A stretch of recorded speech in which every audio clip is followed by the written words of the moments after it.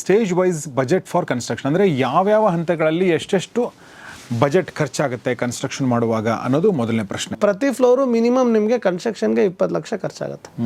ಅದು 30-40ಲಿ ಪ್ರಶ್ನೆ ಕೇಳಿದರೆ ರೆಂಟಲ್ ಬಿಲ್ಡಿಂಗ್ ಕಟ್ಬೋದಾ, ಕಟ್ಟಿದ್ರೆ ನಮಗೆ ಲಾಭ ಆಗುತ್ತಾ ಅನ್ನೋದು ಪ್ರಶ್ನೆ ಕೂಡ ಕೇಳಿದ್ದಾರೆ. ಇದು 2 BHK ಪ್ಲಸ್ 1 BHKನೂ ಮಾಡ್ಬೋದು. ಕೆಲವರು 3 BHK ನಮಗೆ ಬೇಕೇ ಬೇಕು ಅಂತಾರೆ, ಯಾಕೆಂದರೆ BHK ಮೇಲೆ ರೆಂಟಲ್ ಇನ್ಕಮ್ ಡಿಪೆಂಡ್ ಆಗುತ್ತೆ. ಸೊ ಓಲ್ಡ್ ಹೌಸ್ ರೆನೋವೇಷನ್ ಮಾಡಬೇಕು ಅಂತಂದರೆ ಅದು ಲಾಭದಾಯಕ ಅಲ್ವಾ, ಅದನ್ನು ಕಂಪ್ಲೀಟ್ ಅದನ್ನು ಡೆಮಾಲಿಷ್ ಮಾಡೋ ಹೊಸ ಮನೆ ಕಟ್ಟಬೇಕಾ, ಈ ಥರದ್ದೆಲ್ಲ ಪ್ರಶ್ನೆಗಳು ಬರ್ತವೆ. ಇದ್ರ ಮೇಲೆ ಕಟ್ಬಿಡೋಣ ಅದೇನಾಗುತ್ತೆ ಅನ್ನೋ ಬಂಡ ಧೈರ್ಯದಲ್ಲೇ ನಾವಿರ್ತೀವಿ. ದಯವಿಟ್ಟು ನಾನು ಅದನ್ನು ಸಜೆಸ್ಟ್ ಮಾಡಲ್ಲ. ಸೈಟ್ ಓನರ್ ಜೊತೆಗೆ ನೀವು ಸೇರಿಕೊಂಡು ಬಿಲ್ಡರು ಒಂದು ಜಾಯಿಂಟ್ ಡೆವಲಪ್ಮೆಂಟ್ ಮಾಡ್ತಾರೆ. ಸೊ ಈ ಥರದ ವಿಚಾರಗಳ ಬಗ್ಗೆ ತಾವೇನು ಹೇಳಕ್ಕೆ ಇಷ್ಟಪಡ್ತೀರಾ? ಅದಕ್ಕೆ ಇವಾಗ ಎಷ್ಟೊಂದು ಜನ ನೀವು ಎಷ್ಟು ಮನೆ ಕಟ್ಟಿದ್ದೀರಾ, ಬಿಲ್ಡರ್ ಆಗಿದ್ದರೆ ಹಿಂಗೆ ಏನು ನಿಮ್ಮನ್ನು ನಂಬೋದು, ಆ ನಂಬಿಕೆ ಅನ್ನೋದೇ ಆಲ್ಮೋಸ್ಟ್ ಹಾಳಾಗೋಗಿದೆ. ಬಿಕಾಸ್ ಡಿಲೇ ಆಗಿ ಪಾಪ ಇವರು ರೆಂಟಲ್ ಹೌಸ್ಗೆ ಹೋಗ್ಬಿಟ್ಟಿರ್ತಾರೆ. ಇಲ್ಲಿ ಸಿಗ್ತಾ ಇಲ್ಲ ಪೊಸಿಷನ್ನು, ಅಲ್ಲಿಂದ ಇವ್ರು ಬರೋಕ್ಕಾಗ್ತಾಯಿಲ್ಲ.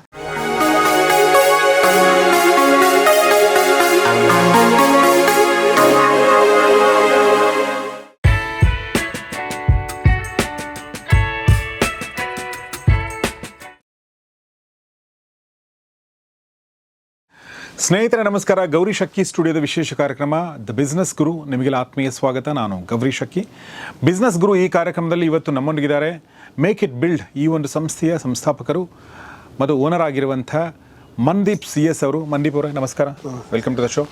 ಮನ್ದೀಪ್ ಅವರು ತಮ್ಮ ಒಂದು ಮೇಕ್ ಇಟ್ ಬಿಲ್ಡ್ ಕಳೆದ 8 ವರ್ಷಗಳಿಂದ ನಡೆಸ್ಕೊಂಡು ಬಂದು ಅವರು ಎಷ್ಟೆಲ್ಲ ಬಿಲ್ಡಿಂಗ್ಗಳನ್ನ ಕಟ್ಟಿದ್ದಾರೆ, ಏನೆಲ್ಲ ಅಚೀವ್ಮೆಂಟ್ ಮಾಡಿದ್ದಾರೆ ತಮ್ಮ ಫೀಲ್ಡಲ್ಲಿ ಅನ್ನೋದ್ರ ಬಗ್ಗೆ ನಾನು ಈಗ ಆಲ್ರೆಡಿ ಮಾತಾಡಿದ್ದೀನಿ, ಹೀಗಾಗಿ ನಾನು ಮತ್ತೆ ಮಾತಾಡೋಕ್ಕೆ ಹೋಗಲ್ಲ. ಮತ್ತು ಅವರ ಸಾಧನೆ ಅಂದರೆ ಕನ್ಸ್ಟ್ರಕ್ಷನ್ ಜರ್ನಿಯ 5 ಎಪಿಸೋಡ್ಗಳನ್ನ ಈಗ ಆಲ್ರೆಡಿ ಮಾಡಿದ್ದೀನಿ. ನಿಮ್ಮಂಥ ಸಾಮಾನ್ಯ ಜನರ ಮನಸ್ಸಲ್ಲಿ ಇರಬಹುದಾದ ಪ್ರಶ್ನೆಗಳನ್ನ ಇಟ್ಕೊಂಡು ಮತ್ತು ಅವ್ರಿಗೆ ಬೇಕಾಗಿರುವ ನಾಲೆಜನ್ನು ಕೊಡೋ ದೃಷ್ಟಿಯಿಂದ 5 ಎಪಿಸೋಡ್ಗಳನ್ನ ಈಗ ಆಲ್ರೆಡಿ ಮಾಡಿದ್ದೀನಿ ನಾನು. ಅದು ನೋಡದೇ ಇದ್ದರೂ ದಯವಿಟ್ಟು ಅದನ್ನು ನೋಡಿ. ಪುನೀತ ಆ ಎಲ್ಲ ಲಿಂಕ್ಗಳನ್ನ ದಯವಿಟ್ಟು ಡಿಸ್ಕ್ರಿಪ್ಷನಲ್ಲಿ ಹಾಕಿ, ಕಮ್ಯುನಿಟಿ ಪೇಜಲ್ಲಿ ಕೂಡ ಹಾಕಿ, ಪ್ಲೇಲಿಸ್ಟನ್ನು ಒಂದ್ಸಲ ಕಮ್ಯುನಿಟಿ ಪೇಜಲ್ಲಿ ಹಾಕಿ. 5 ನಿಮಗೆ ಎಪಿಸೋಡ್ಗಳು ಒಂದೇ ಕಡೆ ಸಿಗ್ತವೆ, ನೀವು ಒಂದಾದ ನಂತರ ಒಂದನ್ನು ನೋಡ್ಬೋದು. ಆದರೆ ಇವತ್ತು ಮನ್ದೀಪ್ ಅವರು ಯಾಕೆ ನಮ್ಮ ಜೊತೆಗೆ ಮತ್ತೊಂದು ಸಲ ಜಾಯ್ನ್ ಆಗಿದ್ದಾರೆ ಅಂದರೆ, ಕೆಲವೊಂದು ಪ್ರಶ್ನೆಗಳು, ಕೆಲವೊಂದು ಅನುಮಾನಗಳು ನಿಮ್ಮ ಕಮೆಂಟ್ ಮೂಲಕ ಏನು ಬಂದಿದೆ ಅವುಗಳನ್ನು ನೋಡೋಣ, ಅವುಗಳ ಬಗ್ಗೆ ಮಾತಾಡೋಣ ಅನ್ನೋ ದೃಷ್ಟಿಯಿಂದ. ಬಟ್ ಅದಕ್ಕಿಂತ ಮುಂಚೆ ಒಂದು ಒಳ್ಳೆ ರೆಸ್ಪಾನ್ಸ್ ನಿಮ್ಮಿಂದ ಸಿಕ್ಕಿದೆ, ನಿಮ್ಮೆಲ್ಲರಿಗೂ ಧನ್ಯವಾದ. ಮನ್ದೀಪ್ ಅವರು ಕೂಡ ಅದನ್ನೇ ಹೇಳ್ತಾರೆ ಅಂತ ಅನ್ಕೋತೀನಿ. ಹೌದು ಸರ್, ಖಂಡಿತ 5 ಎಪಿಸೋಡ್ಗೂ ಒಂದೊಳ್ಳೆ ರೆಸ್ಪಾನ್ಸ್ ಬಂತು. ನಾನು ಅಂದ್ಕೊಂಡಿರಲ್ಲ ಎಷ್ಟೊಂದು ಜನ ನೋಡ್ತಾರ, ನಾವು ಇನ್ಫಾರ್ಮೇಷನ್ ನಾವು ಕರೆಕ್ಟಾಗಿ ಸರಳವಾಗಿ ಅವ್ರಿಗೆ ತಲುಪ್ಸೋಕ್ಕಾಗತ್ತಾ ಅಂತ ನಾನು ಆಶ್ಚರ್ಯಪಟ್ಟೆ. ತುಂಬ ಒಳ್ಳೆ ರೆಸ್ಪಾನ್ಸ್ ಬಂತು. ಎಷ್ಟೊಂದು ಜನ ಅವರೇ ಫೋನ್ ಮಾಡಿ ಅಪಾಯಿಂಟ್ಮೆಂಟ್ ತೊಗೊಂಡು ಆಫೀಸಿಗೆ ಬಂದು ಮೀಟ್ ಆದರು. ಇನ್ಸ್ಟೆಂಟ್ ನಾನು ಹೇಳಿದ ತಕ್ಷಣವೇ ಅವರು ಪೇ ಮಾಡಿ ಕೂಡ ನನ್ನ ಸರ್ವಿಸಸ್ನ ತೊಗೊಂಡ್ರು. ನಾನು ಭಾಳ ಖುಷಿಪಟ್ಟೆ. ಅಂದರೆ ಪಾಸಿಟಿವ್ ಆಗಿತ್ತು. ಅವ್ರು ಬರಬೇಕಾದ್ರೇ ಅವ್ರಿಗೆಲ್ಲ ನಮ್ಮ ಬಗ್ಗೆ ಗೊತ್ತೇನೋ, ಅವ್ರು ನಮ್ಮ ಆಲ್ರೆಡಿ ಗೊತ್ತಿರೋ ನೆಂಟ್ರೇನೋ ಅನ್ನೋ ರೀತಿ ಅವ್ರು ಬಂದು ಕೊಟ್ಟರು. ಅವ್ರಿಗೆಲ್ಲ ನಾವು ಪ್ಲ್ಯಾನ್ಸಿಂದ ಆಲ್ರೆಡಿ ಸ್ಟಾರ್ಟ್ ಮಾಡಿದ್ದೀವಿ. ಅವ್ರಿಗೂ ಕೂಡ ನಾವು ಹೇಳ್ದಂಗೆ ಓವರಾಲ್ ಬಡ್ಜೆಟ್ ಯಾವ ರೀತಿ ಇರ್ಬೋದು ಅಂತ ಅಪ್ರಾಕ್ಸಿಮೇಷನ್ ಕೊಟ್ಟು, ನಮ್ದು ಬೇಸಿಕಲಿ ಸ್ಟಾರ್ಟ್ ಆಗೋದು ಒಂದು 2D ಪ್ಲ್ಯಾನ್ ಕೊಡೋಕ್ಕೆ ಸ್ಟಾರ್ಟ್ ಮಾಡ್ತೀವಿ ಅವ್ರಿಗೆ. ಆ 2D ಪ್ಲ್ಯಾನಿಂದ ಕೊಟ್ಟು ಸ್ಟಾರ್ಟ್ ಮಾಡಿದ್ದೀನಿ. ಒಂದು 4 ಜನ ಆಲ್ರೆಡಿ ಎನ್ರೋಲ್ ಆಗಿದ್ದಾರೆ, ಮಾಡ್ತಾಯಿದ್ದೀವಿ. ಮತ್ತು ಇನ್ನೂ ಒಳ್ಳೆ ರೆಸ್ಪಾನ್ಸ್ ಇದೆ. ಎಲ್ಲರಿಗೂ ನಾನು ಧನ್ಯವಾದ ಹೇಳೋಕ್ಕೆ ಇಷ್ಟಪಡ್ತೀನಿ. ಎಲ್ಲರೂ ನನಗೆ ಸಪೋರ್ಟ್ ಮಾಡಿದ್ದೀರಾ ಬಂದು, ಅದೇ ನನಗೆ ಖುಷಿ.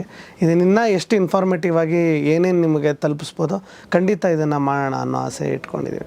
ಥ್ಯಾಂಕ್ ಯು ಮನ್ದೀಪ್ ಅವರೇ. ಸೊ ನಿಮಗೂ ಕೂಡ ತುಂಬ ಥ್ಯಾಂಕ್ಸ್. ಮತ್ತು ನೀವು ಮನ್ದೀಪ್ ಅವ್ರನ್ನ ಸಂಪರ್ಕಿಸಬೇಕು ಅಂದರೆ, ಅಕಸ್ಮಾತ್ ನಿಮ್ಗೆ ಸಂಪರ್ಕ ಮಾಡೋಕ್ಕೆ ಸಾಧ್ಯ ಆಗಿಲ್ಲ ಅಂದರೆ ಕಮೆಂಟ್ ಬಾಕ್ಸಲ್ಲಿ ತಿಳಿಸಿ, ನಿಮ್ಮ ಫೋನ್ ನಂಬರ್ ಹಾಕಿ ಅವ್ರ ಟೀಮ್ ನಿಮಗೆ ಸಂಪರ್ಕ ಮಾಡುತ್ತೆ ಅಂತ ನಾನು ಹೇಳ್ತಾ, ನಿಮ್ಮ ಕೆಲವೊಂದು ಪ್ರಶ್ನೆಗಳನ್ನ ಇಟ್ಕೊಂಡು ಈ ಎಪಿಸೋಡ್ ಮಾಡ್ತಾಯಿದ್ದೀವಿ. ಸೊ ಮನ್ದೀಪ್ ಅವರೇ ಈ ಪ್ರಶ್ನೆಗಳನ್ನ ಆಯ್ಕೆ ಮಾಡಿದ್ದಾರೆ. ಸೊ ಮೊದಲನೇ ಪ್ರಶ್ನೆ ಬಂದಿರೋದೇನೆಂದರೆ, stage wise budget for construction, ಅಂದರೆ ಯಾವ್ಯಾವ ಹಂತಗಳಲ್ಲಿ ಎಷ್ಟೆಷ್ಟು ಬಜೆಟ್ ಖರ್ಚಾಗುತ್ತೆ ಕನ್ಸ್ಟ್ರಕ್ಷನ್ ಮಾಡುವಾಗ ಅನ್ನೋದು ಮೊದಲನೇ ಪ್ರಶ್ನೆ ಅಲ್ವಾ? ಅಂದರೆ ಪಾಯ ತೆಗೆಯುವಾಗಿಂದ ಹಿಡ್ಕೊಂಡು ನೀವು ಫ್ಲೋರ್ ಎಬ್ಸುವಾಗ ಹಿಡ್ಕೊಂಡು ನನಗೆ ಗೊತ್ತಿಲ್ಲ, ಸುಮ್ಮನೆ ನಾನು ಹೇಳ್ತಾ ಇರೋದು. ಸೊ ಆ ಥರ ಬೇರೆ ಬೇರೆ ಹಂತಗಳಲ್ಲಿ ಬೇರೆ ಬೇರೆ ಖರ್ಚಾಗುತ್ತೆ. ಸೊ ಅದ್ರ ಬಗ್ಗೆ ಎಲ್ಲವೂ ನಾನು ಲಾಸ್ಟ್ ಟೈಮ್ ಹೇಳ್ದಂಗೆ ಇದೆಲ್ಲ ಸ್ಟೇಜ್ ಥರ ಆಗುತ್ತೆ. ಒನ್ಸ್ ನಾವು ಅಪ್ರೂವಲ್ಸು ಅವೆಲ್ಲ ಸಪ್ರೇಟ್ ಕಾಸ್ಟ್ ನಾನು ಆಲ್ರೆಡಿ ಹೇಳಿರೋದ್ರಿಂದ ಬೋರ್ವೆಲ್ಗೆ ಒಂದು 3 ಲಕ್ಷ ಆಗ್ಬೋದು, ಮತ್ತು BBMP ಅಪ್ರೂವಲ್ಸ್ ಆಗ್ಬೋದು, ಅವೆಲ್ಲ ಬೆಸ್ಕಾಮ್ ಮತ್ತು BWSSB ಎಲ್ಲ ಆಗಿದ ನಂತರ ನಮ್ಮದು ಆ್ಯಕ್ಚುಯಲ್ ಕನ್ಸ್ಟ್ರಕ್ಷನ್ ಸ್ಟಾರ್ಟ್ ಆಗುತ್ತೆ. ಅದಕ್ಕೂ ಮುಂಚೆ ನಾವು 2D ಪ್ಲ್ಯಾನ್ ಅಂತ ನಾನು ಹೇಳಿದ್ನಲ್ಲ, ಅದನ್ನು ನಾವು ಕೊಡ್ತಾ ಹೋಗ್ತೀವಿ ಅವ್ರಿಗೆ. ಆವಾಗ ಒಂದು ಸ್ಮಾಲ್ ಡಿಸೈನ್ ಅಡ್ವಾನ್ಸ್ ಅಂತ ನಾವು ತೊಗೊಂಡಿರ್ತೀವಿ. ಒನ್ಸ್ ನಾವು ಫಸ್ಟ್ 2D ಪ್ಲ್ಯಾನ್ ಅಂತ ಬಂದಾಗ ಒಂದು ಸ್ಮಾಲ್ ಅಡ್ವಾನ್ಸ್ ತೊಗೊಂಡಿರ್ತೀವಿ. ಅವ್ರಿಗೆ ಆಮೇಲೆ ನಾವು ಎಸ್ಟಿಮೇಷನ್ ಕೊಟ್ಟಾಗ ಅವ್ರಿಗೊಂದಾಗುತ್ತೆ. ಫಾರ್ ಎಕ್ಸಾಂಪಲ್ ಒಂದು 10,000 ರೂಪಾಯಿಗೆ ನಾವು ಸ್ಟಾರ್ಟಿಂಗಿಂದನೂ ಪ್ಲ್ಯಾನ್ನ ಕೊಡ್ತಾ ಬಂದಿದ್ದೀವಿ. ಎನಿ ಜನರಲ್ ಆದ್ರೂ ಅದು ಡಿಪೆಂಡ್ಸ್ ಒಂದೊಂದು ಫರ್ಮ್ ಮೇಲೆ ಒಂದೊಂದು. ನೆಕ್ಸ್ಟ್ ಬಿಟ್ಟರೆ ಡಿಸೈನ್ ಅಡ್ವಾನ್ಸ್ ಅಂತ ನಾನು usually 0.5% before design advance agreement ಟೈಮಲ್ಲಿ ಏನಿದೆಯಲ್ಲ ಆ ಟೈಮಲ್ಲಿ ಒಂದು 0.5%. ಆವಾಗ ಅವ್ರಿಗೆ ಟೋಟಲ್ ಓವರ್ ಆಲ್ ಕಾಸ್ಟ್ ಏನಂತ ಗೊತ್ತಿರುತ್ತೆ. ಅದಾದಮೇಲೆ ಫುಲ್ ಟೋಟಲ್ ಡಿಸೈನಿಂಗ್ ಇಳಿತೀವಿ ನಾವು, ಅಂದರೆ ಸಾಯಿಲ್ ಸ್ಯಾಂಪ್ಲಿಂಗ್ ಆಗ್ಬೋದು, ಸ್ಟ್ರಕ್ಚರಲ್ ಆಗ್ಬೋದು. ಅಲ್ಲಿ ಅವ್ರಿಗೆ ಅಪ್ರಾಕ್ಸಿಮೇಟ್ಲಿ 4.5%ವರೆಗೂ ನಾವು ಚಾರ್ಜ್ ಮಾಡ್ತೀವಿ. ಯಾಕಂದರೆ ನಮ್ಗೆ ಅಲ್ಲಿ ಸ್ಟ್ರಕ್ಚರ್ಸ್ ಇರುತ್ತೆ, ನಮ್ಮ ಆರ್ಕಿಟೆಕ್ಟ್ಸ್ ಎಲ್ಲ ಅವ್ರ ಬಿಲ್ಡಿಂಗಿಗೋಸ್ಕರ ಕಸ್ಟಮ್ ಡಿಸೈನ್ ಮಾಡಬೇಕು. ಇದು ಒಂದು 5% ಬಿಫೋರ್ ಒಂದು ಅಡ್ವಾನ್ಸ್ ಥರ ಆಗುತ್ತೆ. ಇದು ಸ್ಟ್ರಕ್ಚರ್ ಓವರಾಲ್ ಹೇಳಕ್ಕೆ ಹೋದಾಗ ಸ್ಟ್ರಕ್ಚರ್ಸು ಮತ್ತು ಈ ಡಿಸೈನ್ಸು ನಾವು ಯಾವ ರೀತಿ ಬರ್ಬೋದು 3D ವರ್ಕ್ಸ್ ಅವೆಲ್ಲ ತೋರಿಸಿ ಮಾಡ್ತೀವಿ. ಇದಾದಮೇಲೆ 15% ಫೌಂಡೇಶನ್ ಸ್ಟೇಜಲ್ಲಿ ಖರ್ಚಾಗುತ್ತೆ. ಓವರಾಲ್ ಅವ್ರದ್ದು 1 ಕೋಟಿ ಮನೆ ಮಾಡ್ತಾ ಇದ್ದಾರೆ ಅಂದರೆ 15% ನಾವು ಅಲ್ಲಿ ಖರ್ಚಾಗೇ ಆಗುತ್ತೆ. ಇದು ಬೇಸಿಕ್ ತಂಬ್ ರೂಲ್ ಅಂತ. ಎಲ್ಲವೂ ಒಂದೇ ಥರ ಆಗಲ್ಲ, depends on number of floors ಇರುತ್ತೆ, ಎಷ್ಟು ವಿಸ್ತೀರ್ಣ ಇದೆ ಎಲ್ಲ ಡಿಪೆಂಡ್ ಆಗುತ್ತೆ. ಬಟ್ ನಾನು ತುಂಬ ಅಪ್ರಾಕ್ಸಿಮೇಟ್ ವೇಗಾಗಿ ಹೇಳ್ತಾ ಇದ್ದೀನಿ. ನಾನು ಕೊಡ್ತಾರೆ ಎಕ್ಸಾಂಪಲ್ 2 ಫ್ಲೋರ್ ಬಿಲ್ಡಿಂಗ್ ಅಂತ ಇಟ್ಕೊಂಡ್ರೆ ಒಂದು 15% ನಿಮ್ಗಲ್ಲಿ ಖರ್ಚು ಬರುತ್ತೆ ಅಪ್ ಟು ಪ್ಲಿಂತ್ ಬರೋವರೆಗೂ. ಅಂದರೆ ನಾವು ಎಕ್ಸ್ಕವೇಷನಿಂದ ಆದಮೇಲೆ ಏನಾಗುತ್ತೆ, PCC ಆಗುತ್ತೆ, ಮತ್ತು ನಾವು ಫುಟ್ಟಿಂಗ್ ಹಾಕ್ತೀವಿ, ಸಾಯಿಲ್ನ ಮುಚ್ಚಿ ಪ್ಲಿಂತ್ ಲೆವೆಲ್ಗೆ ಬರ್ತೀವಿ. ಇಲ್ಲಿಗೆ ನಾವು 15% ಆಗುತ್ತೆ. ಅದಾದಮೇಲಿಂದ ಎವ್ರಿ ಸ್ಟೇಜು ಈಗ ಸ್ಲ್ಯಾಬ್ ಹಾಕ್ಬೇಕಾದ್ರೆ 10% ಆಗುತ್ತೆ. ಸ್ಲ್ಯಾಬ್ ಹಾಕೋಕ್ಕೂ ಮುಂಚೆ ಏನಾನ ಬೇರೆ ನಮಗೆ ವಾಲ್ಸ್ ಎಲ್ಲ ಬಿಲ್ಡಿಂಗ್ ಮಾಡಿದ್ರೆ ನಾವು ಒಂದು 5% ಆಗುತ್ತೆ. ಅಂದರೆ ನಾವು ಒಂದು ವಾಲ್ಗೆ ಒಂದು 5% ಡೆಡಿಕೇಟ್ ಮಾಡಿ ಮತ್ತೆ ಸ್ಲ್ಯಾಬ್ಗೆ ಒಂದು 10% ಅಂತ ಇಟ್ಕೋಬೋದು. ಈ ರೀತಿ ನಾವು 5-10% ನಾವು ಮಾಡ್ತಾ ಹೋಗ್ತೀವಿ. ಅಂದರೆ ಫಸ್ಟ್ ಒಂದು 5 ಮತ್ತು ಸ್ಲ್ಯಾಬ್ಗೆ ಒಂದು 10. ಈ ಎಕ್ಸಾಂಪಲ್ 2 ಫ್ಲೋರ್ಸ್ ಇರೋದಕ್ಕೆ ಮತ್ತೆ ಒಂದು 5 ಮತ್ತೆ ಒಂದು 10 ಅಂತ ತೊಗೋತೀವಿ. ಆಲ್ಮೋಸ್ಟ್ ಅಪ್ರಾಕ್ಸಿಮೇಟ್ಲಿ ನಿಮ್ಗೊಂದು 50% ಆಫ್ ದ ಹೋಲ್ ಬಿಲ್ಡಿಂಗ್, 50-60% ನಿಮಗೆ ಸ್ಟ್ರಕ್ಚರ್ಗೆ ಬೇಕಾಗುತ್ತೆ. ಅಂದರೆ ಒಂದು ಫ್ರೇಮ್ ಮಾಡಿ ನಾವು ವಾಲ್ ಕಟ್ಟಿ ಪ್ಲಾಸ್ಟ್ರಿಂಗ್ ಮಾಡಿ ಇದೆಲ್ಲದಕ್ಕೂ 50-60% ನಮಗೆ ಖರ್ಚಾಗೇ ಆಗುತ್ತೆ, ಇನ್ಕ್ಲೂಡಿಂಗ್ ಫೌಂಡೇಶನ್ ನಾನು ಹೇಳ್ತಾರೆ. ಅದು ಮಿಕ್ಕಿದ್ದು 40% ಫಿನಿಶಸ್ಗೆ ಬೇಕಾಗುತ್ತೆ.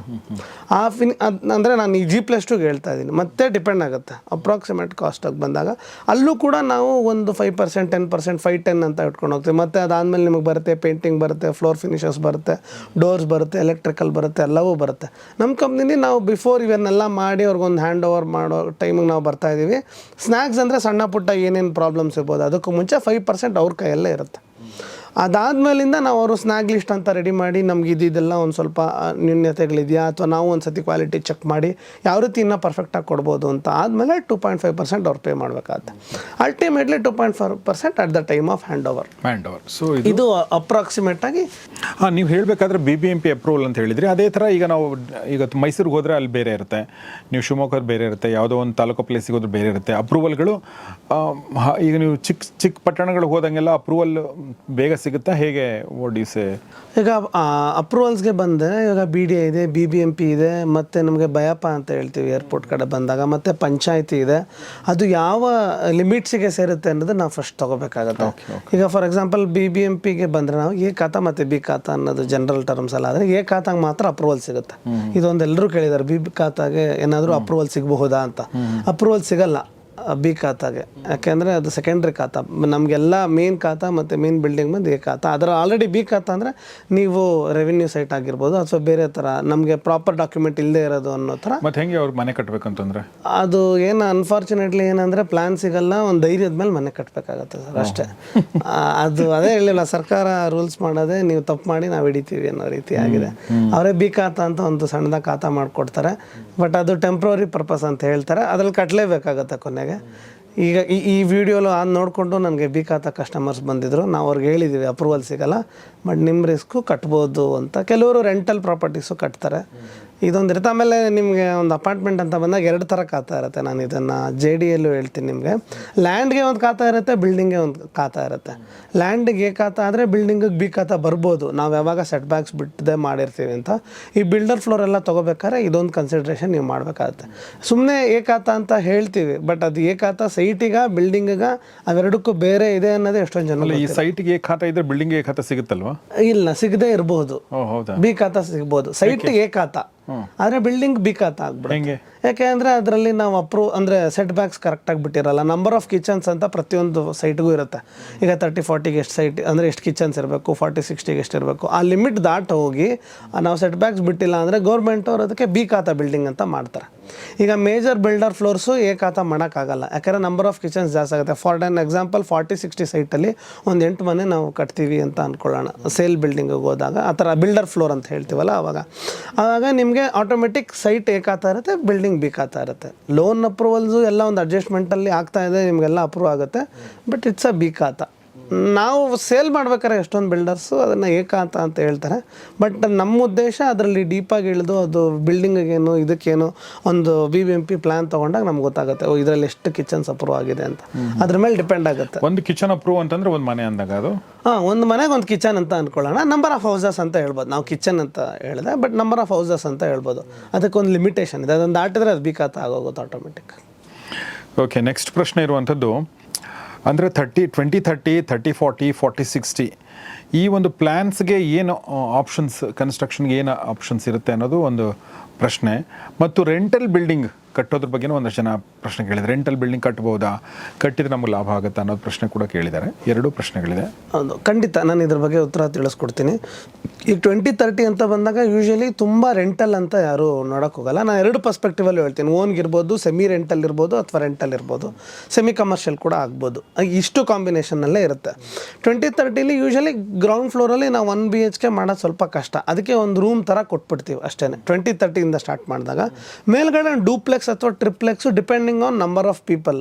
ಇವಾಗ ನಮ್ಮ ಮನೇಲಿ ಎಷ್ಟು ಜನ ಇದ್ದಾರೆ, ನಾನು ಕೇಳೋದು ಮುಂದೆ ನಿಮ್ಮ ಮಕ್ಳು ಯಾರು, ಈ ಗಂಡು ಮಕ್ಕಳ ಹೆಣ್ಮಕ್ಳ ಅವೆಲ್ಲವೂ ನಾವು ಕನ್ಸಿಡರ್ ಮಾಡಬೇಕಾಗತ್ತೆ.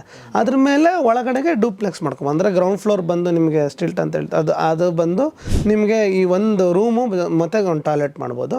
ಅದ್ರ ಮೇಲೆ ನಾವು ಗ್ರೌಂಡ್ ಫ್ಲೋರ್ ಅಂತ ಅಂದರೆ ಫಸ್ಟ್ ಫ್ಲೋರ್ ಅಂತ ಬಂದರೆ ಟು ಬಿ ಪ್ಲ್ಯಾನ್ಸ್ ಪ್ರಕಾರ ಫಸ್ಟ್ ಫ್ಲೋರ್ ಬಂದಾಗ ಅದರೊಳಗಡೆ ಡೂಪ್ಲೆಕ್ಸ್ ಅಥವಾ ಟ್ರಿಪ್ಲೆಕ್ಸ್ ಮಾಡ್ಕೊಬೋದು. ಒಳಗಡೆ ಸ್ಟೇರ್ ಕೇಸ್ ಇರುತ್ತೆ. ಈ ಔಟ್ಸೈಡ್ ಸ್ಟೇರ್ ಕೇಸು ನಮಗೆ ಫಸ್ಟ್ ಫ್ಲೋರಲ್ಲಿ ಹೋಗಿ ಎಂಡ್ ಆಗಿ ಅದರೊಳಗಡೆ ನಿಮ್ಗೆ ಸ್ಟೇರ್ ಕೇಸ್ ಇರುತ್ತೆ. ಯೂಶಲಿ ಫಸ್ಟ್ ಫ್ಲೋರಲ್ಲಿ ನಿಮಗೆ ಒಂದು ಬೆಡ್ರೂಮ್ ಕೊಟ್ಟರೆ ಸ್ವಲ್ಪ ಚಿಕ್ಕದಾಗುತ್ತೆ ಲಿವಿಂಗೆಲ್ಲ. ನಾನು ಸಜೆಸ್ಟ್ ಮಾಡೋದು ಒಂದು ಸಾಧ್ಯವಾದರೆ ಪೇರೆಂಟ್ಸ್ ಇಲ್ಲ ಅಂತ ಆದರೆ ಒಂದು ಲೀವಿಂಗು, ಒಂದು ಡೈನಿಂಗ್ ಮತ್ತು ಒಂದು ಕಿಚನ್ ಬರುತ್ತೆ. ರೂಮ್ಸ್ ಎಲ್ಲ ನಾವು ಅದ್ರ ಮೇಲೆ ಒಂದೊಂದು ಫ್ಲೋರಲ್ಲೂ 2 ರೂಮ್ನ ನಾವು ಮಾಡ್ಕೊತ ಹೋಗ್ಬೋದು. ಅಕಸ್ಮಾತ್ ಒಂದು ಪೇರೆಂಟ್ಸ್ ಇದ್ದಾರೆ ಅಂದರೆ ಒಂದೇ ಒಂದು ಸಣ್ಣ ಬೆಡ್ರೂಮ್ನ ನಾವು ಕೊಟ್ಟು ಅದ್ರ ಮೇಲ್ಗಡೆ ಮತ್ತೆ 2 ರೂಮ್ನ ನಾವು ಮಾಡ್ಕೊಂಡು ಹೋಗ್ಬೋದು. ಡಿಪೆಂಡಿಂಗ್ ಆನ್ ನಂಬರ್ ಪರ್ಸನ್ಸ್ ಅದನ್ನು ನಾವು ಡಿಪೆಂಡ್ ಆಗ್ಬೋದು. ಇದು 2030 ಟಿಪಿಕಲ್ ಆಗುತ್ತೆ. 3040 ನಾವು ಮತ್ತೆ ಬಂದರೆ ಕೆಲವು ರೆಂಟಲಲ್ಲಿ ಬೇಕೇ ಬೇಕು ಅಂದಾಗ ಪ್ರತಿ ಫ್ಲೋರಲ್ಲೂ 2+1 BHK ಮಾಡ್ತಾರೆ. 2 BHK + 1 BHK. 2 BHK ಅಂದರೆ ಗೊತ್ತಾಯ್ತಲ್ಲ, 2 ಬೆಡ್ರೂಮು, ಒಂದು ಹಾಲು, ಕಿಚನ್ ಅಂತ ಹೇಳ್ತೀವಿ. ಇದು 2 BHK + 1 BHK ಮಾಡ್ಬೋದು. ಕೆಲವರು 3 BHK ನಮಗೆ ಬೇಕೇ ಬೇಕು ಅಂತಾರೆ. ಯಾಕೆಂದರೆ BHK ಮೇಲೆ ರೆಂಟಲ್ ಇನ್ಕಮ್ ಡಿಪೆಂಡ್ ಆಗುತ್ತೆ. ಅದಕ್ಕೋಸ್ಕರ ಕೆಲವ್ರು ಏನು ಮಾಡ್ಕೋತಾ ಇದ್ದಾರೆ, ಗ್ರೌಂಡ್ ಫ್ಲೋರಲ್ಲಿ 1 BHK ಕಟ್ಟಿ ಅದ್ರ ಮೇಲ್ಗಡೆ ರೆಂಟಲ್ ಪ್ರೊವಿಷನ್ ಕೊಡ್ತಾರೆ. ಯಾವತ್ತೂ ಸ್ವಂತ ಮನೆ ಮೇಲ್ಗಡೆ ಇರಬೇಕು. ಸೊ ದಟ್ ಆ ಸ್ಕೈಲೈಟ್ ಬಿಡೋದಕ್ಕಾಗಲಿ, ನಮ್ಗೊಂಚೂರು ವೆಂಟಿಲೇಷನ್ ಆಗಲಿ ಚೆನ್ನಾಗಿ ಬಿಡುತ್ತೆ. ನಾವು ಅಪ್ಪರ್ ಫ್ಲೋರ್ಸು ನಾವು ಸ್ವಂತ ಮನೆ ಇಟ್ಕೊಂಡಾಗ ಈ ಸ್ಕೈಲೈಟ್ ಪ್ರೊವಿಷನ್ ನಾವು ಕೊಡ್ಬೋದು. ಈಗ ರೋಡ್ ಹಿಂದೆಗಡೆಗೆ ಏನಿರುತ್ತಲ್ಲ ಅದು ಪ್ರೊವಿಷನ್ ಮಾಡೋದಕ್ಕೆ ಎನಿ ರೆಂಟಲ್ನ ನಾನು ಸಜೆಸ್ಟ್ ಮಾಡೋದು ಫಸ್ಟ್ ಫ್ಲೋರಲ್ಲಿ ಇಟ್ಕೊಳ್ಳಿ ನೀವು. ಸೊ ದಟ್ ನಿಮಗೆ ಅಲ್ಲೇ ಒಂದು 2 BHKನ 3 BHKನ 3040 3050 3 BHK ಬರುತ್ತೆ. 3040 ಸ್ವಲ್ಪ ಕಂಜೆಸ್ಟೆಡು, ಬಟ್ ಬೇಕೇ ಬೇಕು ಅಂದವ್ರಿಗೆ ನಾವು ಕೊಡ್ತೀವಿ. ಕೆಲವರು 2+1 ಮಾಡ್ಕೊತಾರೆ. ಅದ್ರ ಮೇಲ್ಗಡೆ ಮತ್ತೆ ಹೋದಾಗ ಮತ್ತೆ ಇದೆ 1 ಬೆಡ್ರೂಮು ಪ್ಲಸ್ ಮಾಡಿ ಡೂಪ್ಲೆಕ್ಸ್ ಥರ ಕೊಡೋಕೆ ಟ್ರೈ ಮಾಡ್ತೀವಿ. ಇಲ್ಲೂ ನಾವು ಯೋಚನೆ ಮಾಡ್ಬೇಕಾದ್ರೆ ಅದು ಔಟ್ಸೈಡ್ ಸ್ಟೇರ್ ಕೇಸ್ ಕೊಡಬೇಕಾ ಕೊಡಬಾರ್ದಾ, ಇವತ್ತು ಫ್ಯೂಚರಲ್ಲಿ ನಾವು ರೆಂಟಲ್ ಕಟ್ತೀವ ಕಡಲ್ವಾ ಅಂತ. ಫ್ಯೂಚರಲ್ಲಿ ನಾವು ರೆಂಟಲ್ ಕೊಡ್ತೀವಿ ಅಂದರೆ ಮತ್ತೆ outside stair case, internal stair case, ಈ ರೀತಿ ಡಿಪೆಂಡ್ ಮಾಡಬೇಕಾಗುತ್ತೆ. ನಮ್ಮ ಸಜೆಷನ್ ಬಂದು ಗ್ರೌಂಡ್ ಫ್ಲೋರಲ್ಲಿ ನೀವು ಪಾರ್ಕಿಂಗು 1 BHK ಬೇಕಾದ್ರೆ ಇಟ್ಕೊಳ್ಳಿ, ಅದ್ರ ಮೇಲ್ಗಡೆ ಒಂದು ರೆಂಟಲ್ ಇಟ್ಟು ಅದ್ರ ಮೇಲೆ ನಿಮ್ಮ ಸ್ವಂತ ಏನು ಪ್ರಾಪರ್ಟಿ ಇದೆಯಲ್ಲ ಅದು ನಿಮ್ಮದು ಸ್ವಂತ ಮನೆಯಾಗಿ ಕನ್ವರ್ಟ್ ಮಾಡ್ಬೋದು. ಅದೇ 60-40 ಬಂದರೆ ಮತ್ತೆ ಇನ್ನೊಂದು ಸ್ವಲ್ಪ ಕಾಂಪ್ಲಿಕೇಟೆಡ್ ಆಗುತ್ತೆ. ಒಂದು ಫ್ಲೋರಲ್ಲಿ 2 BHK ಮಾಡ್ಬೋದು. ಒಂದು 40-65 ಹಂಗೆಲ್ಲ ಸಿಕ್ಕಿದ್ರೆ ಒಂದು 3 BHK + 1 2 BHK ಮಾಡ್ಬೋದು. ಗ್ರೌಂಡ್ ಫ್ಲೋರಲ್ಲಿ ನಾವೀಗ ಸದ್ಯದ್ದು ಮಾಡ್ತಿರೋ ಪ್ರಾಜೆಕ್ಟಲ್ಲಿ 40-60 ಪಾರ್ಕಿಂಗ್ + 3 BHK ಕೊಟ್ಟಿದ್ದೀವಿ. ಬಟ್ ನಿಮ್ಮ ಪಾರ್ಕಿಂಗ್ ತುಂಬ ಕಮ್ಮಿ ಆಗುತ್ತೆ. ಮುಂದೆ ನೀವು 8 ಮನೆ ಎಲ್ಲ ಮಾಡ್ತೀರಿ ಅಂದರೆ ಒಂದೊಂದು ಮನೆಗೆ ಒಂದೊಂದು ಕಾರ್ ಬೇಕೇ ಬೇಕು ಈಗಿನ ಕಾಲದಲ್ಲಿ. ಅದ್ರ ಮೇಲ್ಗಡೆ 2 BHK 2 ಮನೆ ಬರುತ್ತೆ. ಆ ಕಡೆ 2 BHK, ಈ ಕಡೆ 2 BHK. ಅದ್ರ ಮೇಲೆ ಒಂದೊಂದು ಫ್ಲೋರಲ್ಲೂ 3 BHK ಒಂದು ಇಂಡಿವಿಜುವಲ್ ಹೌಸ್ ಮಾಡ್ಕೊಬೋದು. ಅದನ್ನು ಕೆಲವೊಮ್ಮೆ ಬಿಲ್ಡರ್ ಫ್ಲೋರ್ ಅಂತಲೂ ಇಂಡಿವಿಜುವಲ್ ಆಗಿ ನಾವು ಮಾರೋದನ್ನು ಕಂಡಿದ್ದೀವಿ. ಒಂದೊಂದು ಫ್ಲೋರಲ್ಲಿ 60-40 ಖಂಡಿತವಾಗ್ಲಿ ಆರಾಮ್ಸೆ 3 BHK ಬರುತ್ತೆ. ಲಕ್ಸುರಿಯಸ್ ಆಗಿ ಡೂಪ್ಲೆಕ್ಸ್ ಆಗಬೇಕಂದ್ರೆ ಮತ್ತೆ 1 BHK ಮಾಡಿ ಅದ್ರ ಮೇಲೆ ಒಂದು 3 ರೂಮ್ಸ್ ಆದರೂ ಕಟ್ಕೋಬೋದು. ಇದು ಓವರ್ ಆಲ್ ಐಡಿಯಾ. ಇಲ್ಲಿ ಇದಕ್ಕೆ ಸೈಟ್ಗೆ ಬಂದರೆ ನಾವು ಈ ಥರ ಮಾಡ್ಕೊಬೋದು ಅನ್ಸುತ್ತೆ. Overall idea. ಬಟ್ ಇದೇನು ಕಸ್ಟಮೈಸೇಬಲ್ ಅಂದರೆ ಈಗ ನಿಮಗೆ ನಿಮ್ಮ ಅವಶ್ಯಕತೆ ತಕ್ಕಂತೆ, ನಿಮ್ಮ ಬಜೆಟಿಗೆ ತಕ್ಕಂತೆ ಅದು ಬದಲಾವಣೆ ಆಗುತ್ತೆ. ನಿಮ್ಮ ಏರಿಯಾಗೆ ತಕ್ಕಂತೆ ನೀವು ಬದಲಾವಣೆ ಮಾಡ್ಕೊಂಡು ಹೋಗ್ಬೋದು. ಬಜೆಟು ಬದಲಾವಣೆ ಆಗುತ್ತೆ ಅಲ್ವಾ, ನಿಮ್ಮ ಟೇಸ್ಟಿಗೆ ತಕ್ಕಂತೆ ನೀವು ಬದಲಾವಣೆ ಮಾಡ್ಬೋದು. ಜನರಲ್ ಆಗಿ ಹೇಳಿದ್ರು. ರೆಂಟಲ್ ಕೂಡ ನೀವು ಇನ್ಕ್ಲೂಡ್ ಮಾಡಿದ್ರೆ ಇದರಲ್ಲಿ? ಅದೇ ರೆಂಟಲ್ ಹೆಂಗೆ ಪ್ಲ್ಯಾನ್ ಮಾಡ್ಬೋದು ಅದ್ರ ಬಗ್ಗೆ ಹೇಳಿದೆ. ಬಟ್ ಈಗ ರೆಂಟಲ್ ನಾವು ಕ್ಯಾಲ್ಕುಲೇಟ್ ಮಾಡಬೇಕಾದ್ರೆ ಎಲ್ಲರೂ ಅಂದ್ಕೊಂಡಿದ್ದಾರೆ ಒಂದು ಬಿಲ್ಡಿಂಗಿಗೆ ಹಾಕ್ಬಿಟ್ರೆ ನಮ್ಗೆ ಒಳ್ಳೆ ರೆಂಟಲ್ ಇನ್ಕಮ್ ಬರುತ್ತೆ ಅಂತ. ಬಟ್ ನಾನು ಅವ್ರಿಗೆ ಹೇಳ್ತೀನಿ, ದಯವಿಟ್ಟು ದಯವಿಟ್ಟು ಓವರ್ ಆಲ್ ಕಾಸ್ಟ್ನ ಕನ್ಸಿಡರ್ ಮಾಡಿ. ಜೊತೆಗೆ ನೀವೇನು ಲೋನ್ ತೊಗೊಂಡಿರ್ತೀರ ಅದರದ್ದು ಬಡ್ಡಿನೂ ಕನ್ಸಿಡರ್ ಮಾಡ್ಕೋಬೇಕಾಗತ್ತೆ. There are 2 types of investment. ಒಂದು ಬಂದು ಲ್ಯಾಂಡ್ ಇನ್ವೆಸ್ಟ್ಮೆಂಟ್ ಆಗುತ್ತೆ. ಲ್ಯಾಂಡ್ ಇದ್ದವರಿಗೆ ಅದು ಕಾಣಲ್ಲ ಇನ್ವೆಸ್ಟ್ಮೆಂಟ್ ಅಂತ, ಬಟ್ ಅದು ಅವತ್ತಿಂದ ಅಪ್ರಿಷಿಯೇಟ್ ಆಗೋದ್ರಿಂದ ಅದಕ್ಕೊಂದು ವ್ಯಾಲ್ಯೂ ಇರುತ್ತೆ. ಆ ಕರೆಂಟ್ ನಾವು ಕಟ್ಟೋಕ್ಕೆ ಮುಂಚೆ ಅದಕ್ಕೊಂದು ವ್ಯಾಲ್ಯೂಯೇಷನ್ ಮಾಡಬೇಕು. ಇವಾಗ ನಾವು 10,000 ರೂಪಾಯಿ ಇದೆಯಾ, 15,000 ರೂಪಾಯಿ ಇದೆಯಾ, ಯಾಕಂದರೆ ಇದು ಇನ್ವೆಸ್ಟ್ಮೆಂಟ್ ಅಲ್ವಾ. ಇನ್ವೆಸ್ಟ್ಮೆಂಟ್ ಪರ್ಪಸ್ಗೆ ಬಂದಾಗ ಲ್ಯಾಂಡ್ ನಾವೀಗ ಫಾರ್ ಎಕ್ಸಾಂಪಲ್ 30,000-40,200 ಸ್ಕ್ವೇರ್ ಫೀಟ್ ಅಂದರೆ ಒಂದು ಕಾಲು ಕೋಟಿಯಿಂದ, ಅಂದರೆ ನಾವು 10,000ಇಂದ 15,000 ಮಾತಾಡಿದ್ರೆ 1.25 1.5 ಆವ್ರೇಜ್ ಅಂತ ಇಟ್ಕೋಬೋದು. ಫೇರಾಗಿ ನಿಮ್ಗೆ 30-40 ಸಿಗುತ್ತೆ ನಾವು ಕಟ್ತೀವಿ ಅಂದರೆ. ಅದನ್ನು ನಾವು ಸೈಡ್ಗಿಟ್ಟು ಮತ್ತೆ ಕಾಸ್ಟ್ ಆಫ್ ಕನ್ಸ್ಟ್ರಕ್ಷನ್ ನೋಡಬೇಕಾಗತ್ತೆ. ಪ್ರತಿ ಫ್ಲೋರು ಮಿನಿಮಮ್ ನಿಮಗೆ ಕನ್ಸ್ಟ್ರಕ್ಷನ್ಗೆ 20 ಲಕ್ಷ ಖರ್ಚಾಗುತ್ತೆ. ಅದು 30-40ಲಿ ಇಲ್ಲ ಅಂದರೆ ಆಗಲ್ಲ. 1,050 ಸ್ಕ್ವೇರ್ ಫೀಟ್ ಬರುತ್ತೆ ಇಂಟು 2,000 ನಾನು ಹೇಳಿದ್ನಲ್ಲ ಆವ್ರೇಜ್ ಪ್ರೈಸಿಂಗ್ ಅಂತ ಮಾಡಿದಾಗ, ನಾವು ಟೋಟಲ್ ಒಂದು 4 ಫ್ಲೋರ್ ಕಟ್ಟಿದ್ರೆ ಅದಕ್ಕೊಂದು 1 ಕೋಟಿ ಪ್ಲಸ್ ಅದಕ್ಕೆ ಲಿಫ್ಟು ಅಮ್ಯುನಿಟೀಸು ಅಂದರೆ ಬೇರೆ ಥರದ್ದು ಅಪ್ರೂವಲ್ಸ್ ಎಲ್ಲ ಹಾಕಿದ್ರೆ ನಿಮ್ಗೊಂದು 1.25 ಕೋಟಿ ಅಂತೂ ಬೇಕೇ ಬೇಕು. ಆ ಥರ 1.25-1.5ವರೆಗೂ ಹೋಗುತ್ತೆ. ಇಂಟೀರಿಯರ್ಸ್ನ ನಾವು ಅಡ್ವಾನ್ಸಲ್ಲಿ ಕವರ್ ಮಾಡ್ಕೋತೀವಿ ಅಂದರು 1.25-1.5ವರೆಗೂ ಇಟ್ಟು ಮತ್ತು ಇದಕ್ಕೊಂದು 1.25-1.5 ಹಾಕಿದ್ರೆ 2.5 ಕೋಟಿ ಟೋಟಲ್ ಆಗುತ್ತೆ ಅವ್ರಿಗೆ. ಇದ್ರ ಮೇಲೆ ಅವ್ರಿಗೆ ಎಷ್ಟು ಬರುತ್ತೆ ಹಬ್ಬ ಅಂದರೆ ಒಂದು 25,000-30,000 ರೂಪಾಯಿ ಮ್ಯಾಕ್ಸಿಮಮ್ ಪರ್ ಫ್ಲೋರ್ ಅಂತ ಇಟ್ಕೊಳ್ಳೋಣ. ಅದನ್ನು ಅವರು ಲೆಕ್ಕ ಹಾಕಿದಾಗ ನಿಜವಾಗ್ಲೂ 6% ಮೇಲೆ ಓವರ್ ಆಲ್ ಬಿಲ್ಡಿಂಗ್ ಪ್ಲಸ್ ಲ್ಯಾಂಡ್ಗೆ ಹಾಕಿದಾಗ ಬರೋಲ್ಲ. ಒಂದು ಅಡ್ವಾಂಟೇಜ್ ಏನಾಗುತ್ತೆ ಅಂದರೆ ಲ್ಯಾಂಡ್ ಅಪ್ರಿಷಿಯೇಟ್ ಆಗ್ತಾ ಇರುತ್ತಲ್ಲ, ಅದು ಅವ್ರಿಗೆ ಬೆನಿಫಿಟ್ ಆಗುತ್ತೆ. ಬಟ್ ಬಿಲ್ಡಿಂಗು ಡಿಪ್ರಿಷಿಯೇಟ್ ಆಗ್ತಾ ಬರುತ್ತೆ. ಅದನ್ನು ನಾವೆರಡನ್ನೂ ಕನ್ಸಿಡರ್ ಮಾಡಬೇಕು. ಎಷ್ಟು ಓಲ್ಡ್ ಬಿಲ್ಡಿಂಗು ನಾವು ಹೋಗ್ತಾ ಏನಾಗುತ್ತೆ ನಮ್ಗೆ ಲ್ಯಾಂಡ್ ಮಾತ್ರ ಉಳಿಯುತ್ತಲ್ವ, ಇದೆಲ್ಲ ಕನ್ಸಿಡರ್ ಮಾಡಿ ಓವರ್ ಆಲ್ ಬಡ್ಜೆಟ್ ಮೇಲೆ ಹಾಕಬೇಕು. ನಮ್ಮ ಹತ್ರ ದುಡ್ಡಿದೆ ರೆಂಟಲ್ ಬರುತ್ತೆ ಅಂತ ಫಸ್ಟ್ ಲ್ಯಾಂಡ್ ತೊಗೊಳ್ಳೋದು, ಇನ್ನೂ ಸ್ವಲ್ಪ ದಿನ ಬಿಟ್ಟು ಬಿಲ್ಡಿಂಗ್ ತೊಗೊಂಡು ಕೊನೆಯಲ್ಲಿ ಕ್ಯಾಲ್ಕುಲೇಟ್ ಮಾಡಿ ಇಲ್ಲ ಒಳ್ಳೆ ಇನ್ಕಮ್ ಬರ್ತಿದೆ ಅಂತ ಆಗಲ್ಲ. ಈ ಹೌಸ್ ರೆಂಟಲಲ್ಲಿ ಇದಾಗುತ್ತೆ. ಕಮರ್ಷಿಯಲಲ್ಲಿ ಇನ್ನೊಂದು ಸ್ವಲ್ಪ ಚೆನ್ನಾಗಿದೆ, ಆಬ್ವಿಯಸ್ಲಿ ಮೇನ್ ರೋಡಲ್ಲಿರುತ್ತೆ ಅಥವಾ ಬೇರೆ ಥರ ಕಮರ್ಷಿಯಲ್ ಯೂಸೇಜ್. ರೆಂಟಲ್ ಯೂಸೇಜ್ಗೆ ಓವರ್ ಆಲ್ ಟೋಟಲ್ ಬಡ್ಜೆಟ್ ಮೇಲೆ ಅವ್ರು ಲೆಕ್ಕ ಹಾಕಿದ್ರೆ 6% ಅಷ್ಟೇ ಬರೋದಕ್ಕೆ ಸಾಧ್ಯ, ಅದ್ರ ಮೇಲೆ ಹೋಗಲ್ಲ. ಬಟ್ ಡಿಪೆಂಡ್ಸ್, ಸಿಚುವೇಶನ್ ಮೇಲೆ ಡಿಪೆಂಡ್ ಆಗುತ್ತೆ. ಆಮೇಲೆ ಇನ್ನೊಂದು ಪ್ರಶ್ನೆ ಕೇಳಬೇಕು ಅನ್ಕೊಂಡೆ, ಈಗ ಸೈಟ್ ಅಪ್ರಿಷಿಯೇಟ್ ಆಗುತ್ತೆ, ಫ್ಲ್ಯಾಟ್ ಡಿಪ್ರಿಷಿಯೇಟ್ ಆಗುತ್ತೆ ಅಥವಾ ಮನೆ ಕನ್ಸ್ಟ್ರಕ್ಷನ್ ಮಾಡಿರೋದು. ಈಗ ಒಂದು ಫ್ಲ್ಯಾಟ್ ಎಷ್ಟು ವರ್ಷಗಳಾದ್ಮೇಲೆ ಡಿಪ್ರಿಷಿಯೇಟ್ ಆಗುತ್ತೆ? ಒಂದಷ್ಟು ವರ್ಷಗಳ ಕಾಲ ಅದು ಅಪ್ರಿಷಿಯೇಟ್ ಆಗುತ್ತೆ ಅನ್ಸುತ್ತಲ್ವಾ, ಆಮೇಲೆ ಡಿಪ್ರಿಷಿಯೇಟ್ ಆಗುತ್ತೆ ಹೆಂಗೆ? ಅದೇ ಇವಾಗ ನಾವು ಫಸ್ಟೇ ಈಗ ಫಾಲ್ಕನ್ ಸಿಟಿ ಅಥವಾ ಯಾವ್ದನ್ನ ಒಂದು ಚೆನ್ನಾಗಿರೋ ಪ್ರಾಪರ್ಟೀಸಲ್ಲಿ ಇನ್ವೆಸ್ಟ್ ಮಾಡಿದಾಗ ಪ್ರೀ ಕನ್ಸ್ಟ್ರಕ್ಷನ್ ಸ್ಟೇಜಲ್ಲಿ ಅವ್ರು ಕೊಡ್ತಾ ಹೋದರೆ ಸ್ವಲ್ಪ ನಾವು ಅಂದರೆ ಅದು ಹ್ಯಾಂಡ್ ಓವರ್ ಬರೋ ಟೈಮಲ್ಲಿ ಒಳ್ಳೆ ಬೆಲೆ ಬಂದುಬಿಡುತ್ತೆ ಅದಕ್ಕೆ. ಆವಾಗ ಲಾಭ ಮಾಡ್ಕೊಂಡಿರೋ ಕ್ಲೈಂಟ್ಸನ್ನು ನಾನು ನೋಡಿದ್ದೀನಿ. ಅಂದರೆ ಇವಾಗ ಫಸ್ಟೇ ಇನ್ವೆಸ್ಟ್ಮೆಂಟ್ ಥರ ಮಾಡಿ ಹಂತವಾಗಿ ಲೋನ್ ಕಟ್ಕೊಂಡೋಗಿ ಆ ಹಂತದಲ್ಲಿ ಅವ್ರಿಗೆ ಬಂದಾಗ ಒಳ್ಳೆ ಬರುತ್ತೆ. ಯಾಕಂದರೆ ಫೇಸ್ ಅವಾಗ ನೋಡಿರ್ತಾರಲ್ಲ, ಅದು ಸಡನ್ನಾಗಿ ಸರ್ಜ್ ಆಗುತ್ತೆ ಅಪಾರ್ಟ್ಮೆಂಟ್ಸು. ಆಮೇಲಿಂದ ನೀವು ನೋಡ್ತಾ ಹೋದರೆ ಆ ಗ್ರಾಫು ಡೌನ್ ಆಗ್ತಾನೆ ಬರುತ್ತೆ. ಕೆಲವು ವರ್ಷ ಬೇಕು ಅದಕ್ಕೂ, ಒಂದು ವರ್ಷ 2 ವರ್ಷವರೆಗೂ ಆದಮೇಲಿಂದ ಡಿಪ್ರಿಷಿಯೇಟ್ ಆಗ್ತಾನೆ ಬರುತ್ತೆ. ಅದು ಅಪಾರ್ಟ್ಮೆಂಟಲ್ಲಿ ಕೊನೆಗೆ ನಿಮ್ಗೆ ಸಿಗೋದು UDS ಮತ್ತು ಅದರದ್ದು ಕಾಂಪ್ಲಿಕೇಶನ್ಸ್ ಇದೆ. ಅದು ನಮ್ಮ ಲೈಫ್ ಟೈಮಲ್ಲಿ ಆಗಲ್ಲ ಬಿಡಿ, ಅದು ನಮ್ಮ ಮಕ್ಕಳು ಅಲ್ವಾ. ಓವರಾಲ್ ಆಗಿ ಹೇಳಿದ್ದು ಬಂದರೆ ಇಂಪ್ರೂವ್ ಆಗ್ತಾನೆ ಇರಲ್ಲ ಅಪಾರ್ಟ್ಮೆಂಟಲ್ಲಿ, ಹಂಗಾಗಕ್ಕೆ ಸಾಧ್ಯ ಇಲ್ಲ. ಸೊ ಒಂದು ಪ್ರಶ್ನೆ ಇದೆ ಓಲ್ಡ್ ಹೌಸ್ ರಿನೋವೇಷನ್ ಬಗ್ಗೆ. ಅಂದರೆ ಒಂದು ಮನೆ ಇದೆ ನಮ್ಮದು, ಸೊ ಆ ಮನೇನ ನಾವು ರಿನೋವೇಟ್ ಮಾಡ್ಬೇಕು ಅಂದ್ಕೊಂಡಿದ್ದೀವಿ ಅಂತ ಒಂದು ಪ್ರಶ್ನೆ ಇದೆ.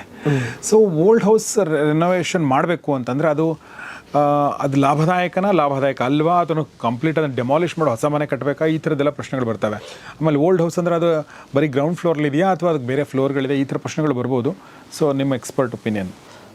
ಓಲ್ಡ್ ಹೌಸು ನಮಗೆ ಈಗ ನಾನು ವೀಡಿಯೋಸ್ ಹಾಕಿದ್ಮೇಲೆ ಕಾಲ್ ಬಂತು, ಅದಕ್ಕೆ ಮುಂಚೆನೂ ಬಂದಿತ್ತು. ಬಟ್ ಇದು ಸ್ವಲ್ಪ ಕಾಂಪ್ಲಿಕೇಟೆಡ್ ವಿಚಾರ, ನಾವು ಅಷ್ಟು ಲೈಟ್ ಹಾರ್ಟೆಡಾಗಿ ತೊಗೊಳಂಗಿಲ್ಲ. ಇವಾಗ ಏನಾಗುತ್ತೆ ಮೇಜರ್ ಕೇಸಸಲ್ಲಿ ಇದ್ರ ಮೇಲೆ ಕಟ್ಬಿಡೋಣ ಅದೇನಾಗುತ್ತೆ ಅನ್ನೋ ಬಂಡ ಧೈರ್ಯದಲ್ಲೇ ನಾವಿರ್ತೀವಿ. ದಯವಿಟ್ಟು ನಾನು ಅದನ್ನು ಸಜೆಸ್ಟ್ ಮಾಡಲ್ಲ.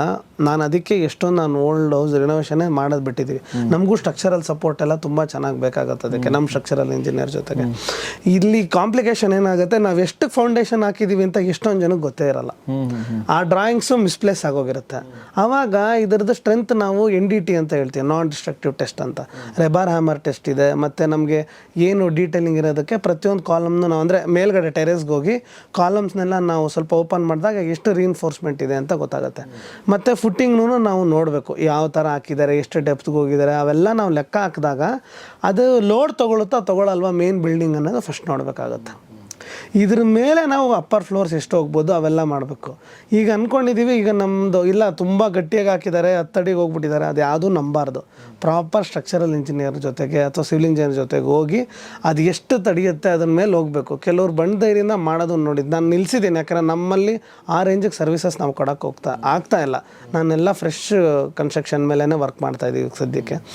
ಅಂಥವ್ರಿಗೆ ನಾನು ಸಜೆಸ್ಟ್ ಮಾಡೋದು, ದಯವಿಟ್ಟು ಒಂದು ಸ್ಟ್ರಕ್ಚರಲ್ ರಿಪೋರ್ಟ್ ತೊಗೊಳ್ಳಿ, ಸ್ಟ್ರಕ್ಚರಲ್ ಸ್ಟೆಬಿಲಿಟಿ ಆಫ್ ಯುವರ್ ಬಿಲ್ಡಿಂಗ್ನ ಚೆಕ್ ಮಾಡಿಸಿ ಅದಾದ ನಂತರ ಡಿಸೈನ್ ಮಾಡಿ ಅದರಲ್ಲೂ ಕೆಲವೊಂದು ಅಬ್ಲಿಗೇಷನ್ಸ್ ಇದೆ. ಕೆಲವೊಂದು ಹಳೆ ಮನೆಯಲ್ಲಿ ಲೋಡ್ ಬೇರಿಂಗ್ ವಾಲು ಮತ್ತು ಫ್ರೇಮ್ ಮೇಲೆ ಎರಡೂ ಥರ ಕಾಂಬಿನೇಷನ್ ಇರುತ್ತೆ, ಕಾಲಮ್ಸು ಇರುತ್ತೆ, ಲೋಡ್ ಬೇರಿಂಗ್ ವಾಲ್ಸು ಇರುತ್ತೆ.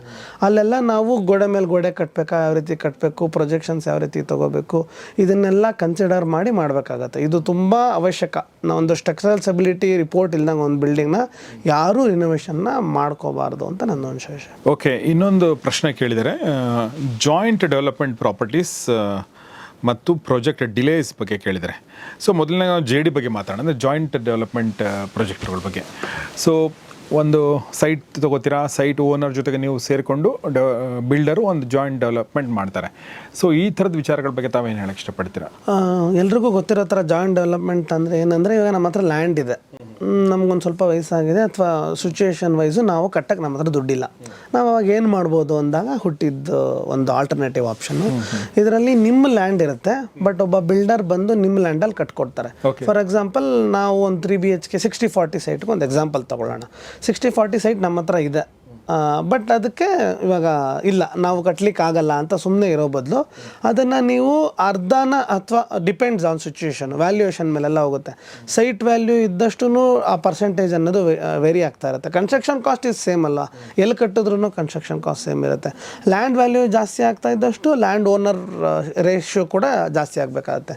ಈ ಮ್ಯೂಚುವಲ್ ಅಗ್ರಿಮೆಂಟಲ್ಲಿ ಕೆಲವೊಮ್ಮೆ 40-60 ಇರ್ಬೋದು, 50-50 ಇರ್ಬೋದು, ಈ ರೀತಿ ಒಂದು ಅಗ್ರಿಮೆಂಟ್ ಬರುತ್ತೆ. ಅಂದರೆ ಈ ಪಾರ್ಷಲ್ ಲ್ಯಾಂಡ್ ಓನರ್ನ ನಾವು ಬಿಲ್ಡರ್ಗೂ ಕೊಡ್ತಾ ಇದ್ದೀವಿ ಅಂತ. ಈ 60-40 ನಾವು ಅವ್ರಿಗೆ ಲ್ಯಾಂಡ್ ಕೊಡ್ತೀವಿ, ಆ ಲ್ಯಾಂಡಲ್ಲಿ ಅವರೊಂದು ಸ್ಟಿಲ್ಟ್ ಗ್ರೌಂಡ್ ಫ್ಲೋರ್ನ ಪಾರ್ಕಿಂಗ್ ಮಾಡಿಬಿಡೋಣ ಅಂದ್ಕೊಳ್ಳೋಣ. ಅದ್ರ ಮೇಲ್ಗಡೆ ಒಂದು 4 ಫ್ಲೋರ್ ಕಟ್ತೀವಿ. 3 BHK ಇಂಡಿಪೆಂಡೆಂಟ್ ಹೌಸ್ ಆದರೆ ಅವ್ರಿಗೊಂದು 2 ಯೂನಿಟ್ಸ್, ಇವ್ರಿಗೊಂದು 2 ಯೂನಿಟ್ಸು. ಆ ಡಿಫ್ರೆನ್ಸ್ ಆಫ್ ದ ಅಮೌಂಟ್ನ ಕ್ಯಾಶಲ್ಲಿ ಸೆಟ್ಲ್ ಮಾಡ್ಬೋದು, ಅಥವಾ ಮ್ಯೂಚುವಲ್ ಅಗ್ರಿಮೆಂಟ್ ಯಾವ ರೀತಿ ಇರುತ್ತೆ ಹಂಗೆ ಮಾಡ್ಬೋದು. ಅದೊಂದು ಬಿಗ್ ಅಡ್ವಾಂಟೇಜ್ ಆಗುತ್ತೆ. ಬಟ್ ಅವ್ರಿಗೂ ಕಂಪೇರ್ ಮಾಡಿದಾಗ ನಮ್ಗೆ ಅರ್ಧ ಲ್ಯಾಂಡ್ ಮಾತ್ರ ನಮ್ಮ ಹತ್ರ ಉಳಿಯುತ್ತೆ. ಯಾರಿಗೆ? ಓನರ್ಗೆ. ಅನ್ಡಿವೈಡೆಡ್ ಶೇರ್ ಅಲ್ವಾ, ನಾವು ಆಲ್ರೆಡಿ ಡಿವೈಡ್ ಮಾಡ್ಕೊಳ್ಳೋದ್ರಿಂದ ಲ್ಯಾಂಡು ಕೂಡ ನಾವು ಹತ್ರ ಹಂಚ್ಕೋತೀವಿ. ಅಂದರೆ ಲ್ಯಾಂಡ್ ಪಾರ್ಸಲ್ನ ಅವ್ರಿಗೆ ಕೊಟ್ಟು 2 ಫ್ಲೋರ್ ಮನೇನ ನಾವು ತೊಗೊಂಡಂಗೆ ಆಗುತ್ತೆ. ಈಗ ಯಾರಿಗೆ ಇನ್ವೆಸ್ಟ್ ಮಾಡೋಕ್ಕೆ ಆಗೋದಿಲ್ಲ, ನಮ್ಗೊಂದು ಮನೆ ಬೇಕು ಅನ್ನೋರಿಗೆ ಹೆಂಗಿದ್ರು 60-40 ನಾವು ಕಟ್ಟಲ್ಲ, ನಮ್ಗೊಂದು ಇಂಡಿವಿಜುವಲ್ ಫ್ಲೋರು ಸಿಗುತ್ತೆ. ಇದನ್ನು ಬಿಲ್ಡರ್ ಫ್ಲೋರ್ ಅಂತ ನಾವು ಯೂಶ್ವಲಿ ಇನ್ ಟರ್ಮ್ಸಲ್ಲಿ ಕರಿತೀವಿ. ನಮಗೆ ಈಗ 30-40 ಕಟ್ಟೋದಕ್ಕೆ ನಾವು ಒಂದೇ ಫ್ಲೋರಲ್ಲಿ ಇರಬೇಕು ಅಂತ ಅವ್ರಿಗೆ ಅನ್ಸಿದ್ರೆ, ಆ 60-40 ಒಂದು ಫುಲ್ ಫ್ಲೋರು ಸಿಗುತ್ತೆ. ಆ ಥರ 2 ಮನೆ ಸಿಗುತ್ತೆ, ಒಂದು ಮನೆ ರೆಂಟಲ್ ಕೂಡ ಆಗುತ್ತೆ. ಬಟ್ ಅದನ್ನು ನಾವು ಒಂದು 60-40 30-40 ಲ್ಯಾಂಡು ಮಿನಿಮಮ್ ಅವ್ರಿಗೆ ಬಿಲ್ಡರ್ಗೆ ನಾವು ಕೊಡಬೇಕಾಗತ್ತೆ. ಇದನ್ನು ಜಾಯಿಂಟ್ ಡೆವಲಪ್ಮೆಂಟ್ ಅಂತೀವಿ. ಇಲ್ಲೂ ನಾನು ಲಾಸ್ಟ್ ಟೈಮ್ ಹೇಳ್ದಂಗೆ ಅದು A ಖಾತಾನ B ಖಾತಾನ ಅದನ್ನೆಲ್ಲ ನಾವು ನೋಡಿ ಅದ್ರ ಪ್ರೈಸ್ ವ್ಯಾಲ್ಯೂಯೇಷನ್ನ ರೈಟ್ ಆಗಿದೆಯಾ ರಾಂಗ್ ಆಗಿದೆಯಾ ಮಾಡಬೇಕಾಗತ್ತೆ. ಇಲ್ಲಿ ಕೆಲವೊಮ್ಮೆ ಡಿಲೇಸ್ ಆಗ್ತಾಯಿದೆ. ಯಾಕೆ ಅಂದರೆ, ಇಲ್ಲ ನಿಮ್ಮ ಲ್ಯಾಂಡ್ ಕೊಡಿ ನಾವು ಕಟ್ಕೊಟ್ಬಿಡ್ತೀವಿ ಅಂತ ಹೇಳ್ತಾರೆ. ಬಟ್ ಏನಾಗುತ್ತೆ ಸರ್, ಆ್ಯಸ್ ಎ ಬಿಲ್ಡರ್ ಅವ್ರಿಗೂ ಇನ್ವೆಸ್ಟ್ಮೆಂಟ್ನ ಪ್ರಾಪರಾಗಿ ಪ್ಲ್ಯಾನ್ ಮಾಡಿರಬೇಕು. ಅವ್ರಿಗೆ ಲೋನ್ ಅಪ್ರೂವ್ ಆಗದೆ ಇರ್ಬೋದು, ಅಥವಾ ಅಲ್ಲಿಂದ ಬರುತ್ತೆ ಅನ್ನೋ ಕಮಿಟ್ಮೆಂಟಿಂದ ಸ್ಟಾರ್ಟ್ ಮಾಡಿರ್ಬೋದು. ಇವನ್ನೆಲ್ಲ ಮಾಡಿದಾಗ ಆ ಪ್ರಾಜೆಕ್ಟ್ನ ಅವ್ರು ನಿಧಾನಕ್ಕೆ ಮಾಡ್ತಾ ಬರ್ತಾರೆ. ಒಂದು ದಿನ ಆಗೋ ಪ್ಲಾಸ್ಟಿಂಗ್ನ 2 ದಿನ ಮಾಡ್ಬೋದು. ಯಾಕೆಂದರೆ ಅವ್ರಿಗೂ ಇನ್ವೆಸ್ಟ್ಮೆಂಟ್ ಅನ್ನೋದು ಬೇಕಲ್ವಾ. ಈ ಥರ ಅನ್ಪ್ಲ್ಯಾನ್ಡ್, ಅದಕ್ಕೆ ಇವಾಗ ಎಷ್ಟೊಂದು ಜನ ನೀವು ಎಷ್ಟು ಮನೆ ಕಟ್ಟಿದ್ದೀರಾ ಬಿಲ್ಡರ್ ಆಗಿದ್ದರೆ ಹಿಂಗೆ ಏನು ನಿಮ್ಮನ್ನು ನಂಬೋದು, ಆ ನಂಬಿಕೆ ಅನ್ನೋದೇ ಆಲ್ಮೋಸ್ಟ್ ಹಾಳಾಗೋಗಿದೆ. ಬಿಕಾಸ್ ಡಿಲೇ ಆಗಿ ಪಾಪ ಇವರು ರೆಂಟಲ್ ಹೌಸ್ಗೆ ಹೋಗ್ಬಿಟ್ಟಿರ್ತಾರೆ, ಇಲ್ಲಿ ಸಿಗ್ತಾ ಇಲ್ಲ ಪೊಸಿಷನ್ನು, ಅಲ್ಲಿಂದ ಇವ್ರು ಬರೋಕ್ಕಾಗ್ತಾಯಿಲ್ಲ. ಈ ಥರ ಡಿಲೇಸು ಆಗುತ್ತೆ. ಆ್ಯಸ್ ಎ ಬಿಲ್ಡರ್ ನಮ್ಮ ರೆಸ್ಪಾನ್ಸಿಬಿಲಿಟಿ ಕೂಡ ಅಷ್ಟೇ. ಪ್ರಾಪರಾಗಿ ನಾವು ಫಂಡ್ಸ್ನ ಅರೇಂಜ್ ಮಾಡಿ ಅವ್ರಿಗೆ ಕೊಟ್ಟು ನೀಟಾಗಿ ಕಟ್ಕೊಡೋ ರೀತಿ ಅವ್ರಿಗೆ ಮಾಡ್ಕೋಬೇಕಾಗುತ್ತೆ. ಇದು ಇಷ್ಟು ಪ್ರಶ್ನೆಗಳು ನಮಗೆ ಬಂದಿರುವಂಥ ಪ್ರಶ್ನೆಗಳು. ಇದು ಹೊರತುಪಡಿಸಿ ಬೇರೆ ಏನಾದರೂ ನೀವು ನಮ್ಮ ವೀಕ್ಷಕರಿಗೆ ಹೇಳ್ಬೋದು ಅಂತ ಏನಾದರೂ ಇದ್ದರೆ ಹೇಳಿ ಮುಂದೆ. ಇಲ್ಲ, ಆಲ್ಮೋಸ್ಟ್ ಎಲ್ಲವೂ ಟಾಪಿಕ್ ಕವರ್ ಮಾಡಿದ್ದೀವಿ ಅಂತ ಆಯಿತು. ನನಗೂ ಇದ್ದಿದ್ದು ನಾವು ಎಜುಕೇಟ್ ಮಾಡಬೇಕು. ಜೊತೆಗೆ ಇದು ತುಂಬ ಇಂಪ್ರೂವೈಸೇಷನ್ ಆಗ್ತಾ ಇರೋದು, ಪ್ರತಿದಿನ ಕಲಿಯೋಂಥ ವಿಚಾರ ಇದು. ನಾವು ಡೇ ಬೈ ಡೇ ಕಸ್ಟಮರ್ಗೆ ಏನೇನು ಮಾಡ್ಬೋದು ಅಂತ ಯೋಚನೆ ಮಾಡಿ ಮಾಡ್ತಾಯಿದ್ದೀವಿ. ಅವ್ರಿಗೆ ಬೇರೆ ಏನಾದರೂ ವಿಚಾರಗಳು ಇದ್ರ ಬಗ್ಗೆ ನಾವು ಮಾತಾಡಿದ್ರೆ ನಮ್ಗೆ ಇಂಟ್ರೆಸ್ಟ್ ಇದೆ ಅನ್ನೋದನ್ನು ಅವರು ಕಮೆಂಟ್ ಬಾಕ್ಸಲ್ಲಿ ತಿಳಿಸಿದ್ರೆ ಖಂಡಿತವಾಗ್ಲೂ ಅದ್ರ ಬಗ್ಗೆನೂ ಸ್ವಲ್ಪ ಎಲ್ಲ ನೀಟಾಗಿ ಅವ್ರಿಗೆ ಹೇಳೋಣ ಅನ್ನೋದು. ಎಜುಕೇಷನ್ ಸೀರೀಸೇ ಮಾಡಬೇಕಂತ ರಿಲೇಟೆಡ್ ಟು ದಿಸ್ ನನಗೂ ಭಾಳ ಆಸೆ ಇದೆ. ಅವ್ರದ್ದು ಏನು ಅನ್ನಿಸ್ತು ಅನ್ನೋದನ್ನೆಲ್ಲ ಅವ್ರು ಕಮೆಂಟ್ ಬಾಕ್ಸಲ್ಲಿ ಹಾಕಿದ್ರೆ ಖಂಡಿತ ನಾವು ಅದ್ರ ಬಗ್ಗೆನೂ ಮಾತಾಡ್ಬೋದು. ಒಂದೊಂದು ಟಾಪಿಕ್ನು ಸಪ್ರೇಟಾಗಿ ತೊಗೊಂಡು ಮಾತಾಡ್ಬೋದು. ಜೊತೆಗೆ ಫ್ಯೂಚರಲ್ಲಿ ಕೂಡ ಪ್ರತಿಯೊಂದು ಪ್ಲ್ಯಾನ್ನು ನಾವು ಎಕ್ಸ್ಪ್ಲೇನ್ ಮಾಡ್ಬೇಕಂತಿದೆ. ಸುಮ್ಮನೆ ಇವಾಗ ಹೇಳಿದ್ದೀವಿ, ನಾವು ಯಾಕೆ ಈ ರೀತಿ ಪ್ಲ್ಯಾನ್ ಮಾಡಿದ್ವಿ, ಹೆಂಗೆ ಮಾಡಿದ್ರೆ ಬೆಟರು, ಬೆಡ್ ಪೊಸಿಷನ್ಸ್ ಹೆಂಗಿರ್ಬೋದು ಅಂತ ವಿತ್ ಪ್ರಾಕ್ಟಿಕಲ್ ಎಕ್ಸಾಂಪಲ್ಸು ಬರೋ ದಿನಗಳಲ್ಲಿ ಮಾಡಬೇಕು ಅನ್ನೋ ಆಸೆ ಇದೆ. ಇದೆಲ್ಲವೂ ಒಂದು ಹಂತ ಸೇರಿದ ನಂತರ ಅದನ್ನು ಪ್ಲ್ಯಾನ್ ಮಾಡ್ಬೋದು. ಸೊ ಸ್ನೇಹಿತರೆ, ಇದು ಕನ್ಸ್ಟ್ರಕ್ಷನ್ ಕುರಿತಾಗಿ ನಿಮ್ಮ ಪ್ರಶ್ನೆಗಳಿಗೆ ಉತ್ತರ ಕೊಡುವಂಥ ಒಂದು ಸರಣಿ. ಕಳೆದ 5 ಸಂಚಿಕೆಗಳಲ್ಲಿ ಮನ್ದೀಪ್ ಅವರು ಕನ್ಸ್ಟ್ರಕ್ಷನ್ ಬಗ್ಗೆ ತುಂಬ ಸುದೀರ್ಘವಾಗಿ ಡೀಟೇಲ್ಡಾಗಿ ಮಾತಾಡಿದ್ದೀವಿ. 5 ಎಪಿಸೋಡ್ಗಳ ಲಿಂಕ್ ಡಿಸ್ಕ್ರಿಪ್ಷನ್ ಇದೆ, ದಯವಿಟ್ಟು ನೋಡಿ. ಅಲ್ಲಿ ಬಂದಿರುವಂಥ ಕೆಲವೊಂದು ಪ್ರಶ್ನೆಗಳ ಸಾರವನ್ನು ಇಟ್ಕೊಂಡು, ಜಿಸ್ಟನ್ನು ಇಟ್ಕೊಂಡು ಈ ಒಂದು ಸಿರೀಸನ್ನು ಮಾಡಿದ್ದೀವಿ. ಸೊ ನಿಮಗೆ ಇದು ಇಷ್ಟ ಆಗಿದೆ ಅಂತ ಭಾವಿಸ್ತೀನಿ. ಇದರ ಹೊರತಾಗಿ ಮನ್ದೀಪ್ ಅವರು ಹೇಳಿರೋ ಹಾಗೆ ಇನ್ನೂ ಡೀಟೇಲ್ಡಾಗಿ ಯಾವುದೋ ಒಂದು ವಿಚಾರದ ಬಗ್ಗೆ ನಿಮಗೆ ಬೇಕು ಅಂದರೆ ದಯವಿಟ್ಟು ಕಮೆಂಟ್ ಬಾಕ್ಸಲ್ಲಿ ತಿಳಿಸಿ. ಮುಂದಿನ ದಿನಗಳಲ್ಲಿ ಮತ್ತೆ ಮನ್ದೀಪ್ ಅವರು ನಿಮಗೆ ಸ್ಟೆಪ್ ಬೈ ಸ್ಟೆಪ್ ಪ್ರೊಸೆಸ್ನ ಅದನ್ನು ಡೀಟೇಲ್ಡಾಗಿ ಕೊಡುವ ಪ್ರಯತ್ನವನ್ನು ನಾವು ಮಾಡ್ತೀವಿ. ಸೊ ಅಷ್ಟು ಹೇಳ್ತಾ, ಮೇಕ್ ಇಟ್ ಬಿಲ್ಡ್ನ ಸಂಸ್ಥಾಪಕರು ಮತ್ತು ಮಾಲೀಕರಾಗಿರುವಂಥ ಮನ್ದೀಪ್ ಅವ್ರಿಗೆ ನಿಮ್ಮೆಲ್ಲರ ಪರವಾಗಿ ಧನ್ಯವಾದ ಹೇಳಕ್ಕೆ ಇಷ್ಟಪಡ್ತೀನಿ. Thank you very much Mandeep ಅವರೇ. ನಮ್ಮ ಜೊತೆ ಇಷ್ಟೊತ್ತು ಮಾತಾಡಿದ್ರಿ ಮತ್ತು ಈ ಎಲ್ಲ ವಿಚಾರಗಳ ಬಗ್ಗೆ ಶೇರ್ ಮಾಡ್ಕೊಂಡ್ರಿ ಮತ್ತು ಒಳ್ಳೆ ರೆಸ್ಪಾನ್ಸ್ ಕೂಡ ಬರ್ತಾ ಇದೆ ನಮ್ಮ ವಿಡಿಯೋಗಳಿಂದ ನಿಮಗೆ ಅಂತ ಹೇಳಿದ್ರಿ. ಸೊ ನಮ್ಮ ವಿಡಿಯೋದ ಮೂಲಕ ಬಂದಿರುವಂಥ ಎಲ್ಲ ಕ್ಲೈಂಟ್ಸ್ ಅಥವಾ ಗ್ರಾಹಕರಿಗೆ ಕೂಡ ಒಳ್ಳೆ ಸರ್ವಿಸ್ ಸಿಗುತ್ತೆ ಅಂತ ನಾನು ಅನ್ಕೋತೀನಿ. ಸೊ ನಿಮ್ಮ ಒಂದು ಬಿಸ್ನೆಸ್ ಕೂಡ ತುಂಬ ಚೆನ್ನಾಗಿ ಅಭಿವೃದ್ಧಿ ಆಗಲಿ. ಬೆಂಗಳೂರಿನ ಅಥವಾ ಕರ್ನಾಟಕದ ಬೆಸ್ಟ್ ಬಿಲ್ಡರ್ಗಳಲ್ಲಿ ಒಬ್ಬರು ಯಾರು ಅಂದರೆ ಮೇಕ್ ಇಟ್ ಬಿಲ್ಡ್ ಅಂತ ಕರಿಬೇಕು, ಹಂಗಾಗಲಿ ಅಂತ ನಾನು ಕೇಳ್ಕೊಳ್ತೀನಿ. ತುಂಬ ಥ್ಯಾಂಕ್ಸ್ ಸರ್. ಜೊತೆಗೆ ನಮ್ಮ ಸೋಷಿಯಲ್ ಮೀಡಿಯಾ ಅಕೌಂಟ್ಸ್ ಇದೆ, ಅದನ್ನು ಡಿಸ್ಕ್ರಿಪ್ಷನಲ್ಲಿ ಹಾಕಿರ್ತೀವಿ. ಅಲ್ಲೂ ಕೂಡ ಫಾಲೋ ಮಾಡಿದ್ರೆ ನಾವು ದಿನೇ ಅಲ್ಲಿ ಅಪ್ಡೇಟ್ ಕೊಡ್ತಾ ಇದ್ದೀವಿ, ಸೈಟಲ್ಲಿ ಏನು ನಡೀತಾ ಇದೆ ಅಂತ ಎಜುಕೇಟಿವ್ ಆಗಿರುತ್ತೆ. ಜೊತೆಗೆ ಯಾರು ನಮ್ಮ ಜೊತೆ ಸರ್ವಿಸ್ ಸ್ಟಾರ್ಟ್ ಮಾಡೋದು, ಕೇವಲ 10,000 ರೂಪಾಯಿ ಅವ್ರು ಕೊಟ್ಟರೆ ಅಪ್ ಟು 5,000 ಸ್ಕ್ವೇರ್ ಫೀಟ್ ಅವ್ರದ್ದು ಟೋಟಲ್ ಕನ್ಸ್ಟ್ರಕ್ಷನ್ ಇದ್ದರೆ ನಾವು ಅದಕ್ಕೆ ಅವ್ರಿಗೆ ಪ್ಲ್ಯಾನ್ ಮಾಡಿಕೊಡ್ತೀವಿ. ಎಷ್ಟು ಐಟ್ರೇಷನ್ಸ್ ಬೇಕಾದ್ರೂ ಮಾಡ್ತೀವಿ, ಒಂದೇ ಸತಿ ಮಾಡಿ ಮುಗಿಸ್ತೀವಿ ಅಂತ ಅಲ್ಲ, ಅಥವಾ ಆಪ್ಷನ್ 1, 2, 3 ಕೊಡಿ ಅಂತೇನಲ್ಲ. ಅವ್ರಿಗೆ ಸಮಾಧಾನ ಆಗೋವರೆಗೂ ನಾವು ಅವ್ರಿಗೆ ತುಂಬ ನಾನು ಅಫೋರ್ಡಬಲ್ ಆಗೇ ಇಡಬೇಕು ಅಂತೇಳಿ 10,000 ಅಷ್ಟೇ ಡಿಸೈನ್ ಅಡ್ವಾನ್ಸು. ಇದನ್ನು ಕೂಡ ಅವ್ರು ತೊಗೊಂಡು ನಮ್ಮ ಸರ್ವಿಸಸ್ ಅವ್ರು ಇಷ್ಟ ಆದರೆ ಕಂಟಿನ್ಯೂ ಮಾಡ್ಬೋದು. ಇದೊಂದು ರಿಕ್ವೆಸ್ಟ್ ನಾನು ಎಲ್ಲರಲ್ಲೂ ಕೇಳ್ಕೊತೀನಿ ಅಷ್ಟೇ. ಇದು ಬಿಸ್ನೆಸ್ ಗುರು ಕಾರ್ಯಕ್ರಮದಲ್ಲಿ ಕನ್ಸ್ಟ್ರಕ್ಷನ್ ಫೀಲ್ಡಲ್ಲಿ ಕಳೆದ 8 ವರ್ಷಗಳಿಂದ ಸಕ್ರಿಯರಾಗಿರುವಂಥ ಮನ್ದೀಪ್ CS ಅವರೊಂದಿಗೆ ಮಾತಾಡಿದ್ದು. ಮೇಕ್ ಇಟ್ ಬಿಲ್ಡ್ನ ಸಂಸ್ಥಾಪಕರು ಮತ್ತು ಅದರ ಓನರ್. ಸೊ ನಿಮಗೆ ಅವ್ರ ಸರ್ವಿಸ್ ಬೇಕಂದ್ರೆ ದಯವಿಟ್ಟು ಅವರ ನಂಬರ್ನ ಸಂಪರ್ಕಿಸಿ. ಡಿಸ್ಕ್ರಿಪ್ಷನಲ್ಲಿದೆ, ಕಮೆಂಟ್ ಬಾಕ್ಸಲ್ಲಿದೆ. ಮತ್ತು ನಿಮಗೆ ಏನೇ ಪ್ರಶ್ನೆಗಳು ಬೇಕು, ತಿಳ್ಕೊಳ್ಬೇಕು, ನಿಮಗೆ ಇನ್ನೂ ಕನ್ಸ್ಟ್ರಕ್ಷನ್ ಲೇಟ್ ಇದೆ, let's understand the let's know the basics ಅನ್ನೋತಿರ್ಬೋದು, ಡೀಟೇಲ್ಡಾಗಿ ನಿಮಗೆ ಗೊತ್ತಾಗಬೇಕಂತ ಏನಾದರೂ ಇದ್ದರೆ ದಯವಿಟ್ಟು ಅದನ್ನು ಕಮೆಂಟ್ ಬಾಕ್ಸಲ್ಲಿ ತಿಳಿಸಿ. ಅದನ್ನು ಮುಂದಿನ ದಿನಗಳಲ್ಲಿ ನಾವು ಮಾತಾಡ್ತೀವಿ. ನೋಡ್ತಾರೆ ಗೌರಿ ಸ್ಟುಡಿಯೋ, ನೋಡ್ತಾರೆ ಬಿಸ್ನೆಸ್ ಗುರು ಕಾರ್ಯಕ್ರಮ. ನಮಸ್ಕಾರ.